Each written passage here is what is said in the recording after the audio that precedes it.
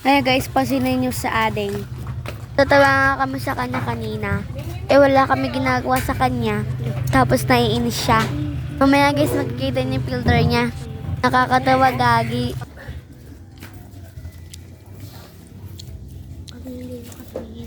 Hintayin nyo na lang guys.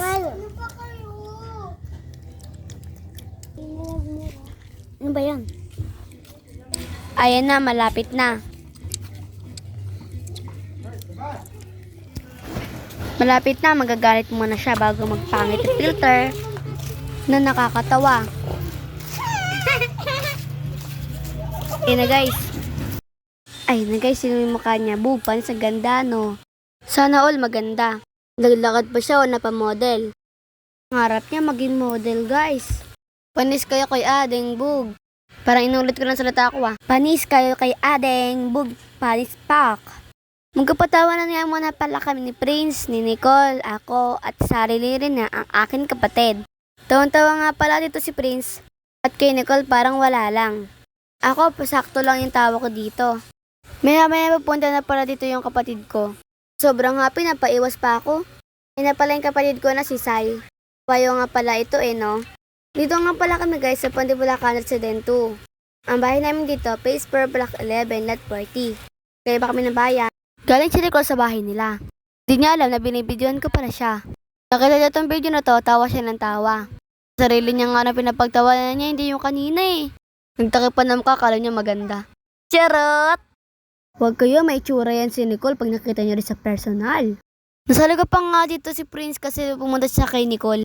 Pati nga si Rin nasali ko na rin. At dami pa rin ang aking kapatid na cute say. Mamaya may harap na pala kay ating ito. Ikot-ikot si Sai, pilapil na yung mukha niyan sa filter. Ay pala harap ko na kay Ading. Ayun nga pala sa Ading yung nabidyoan ko kanina. Ulit kami sa patawanan ng filter. Si Prince talaga yung pinakatawan-tawa sa filter na to. Kasi Prince din na gusto niya magkaroon ng filter. Pero hindi siya nagkaroon ng filter. Ako naman ayaw ko magkaroon ng filter. Pero ako nagkakaroon. Uligtad no. Nicole naman nakapatayos nagkaroon ng filter. Ay napili-pili talaga ni Prince magkaroon siya ng filter. Pero ako nalalagay ng filter at saka si Nicole. Medyo nainis na nga si Prince yan pero tumatawa na lang.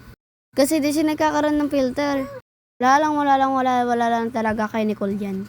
Buti naman nagkaroon na ng filter si Prince. Naging happy na siya ulit.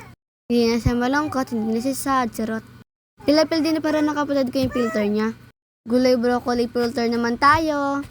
Mamaya guys, masasama rin si Cyril dyan. 4 kami magkakaroon ng filter na yan.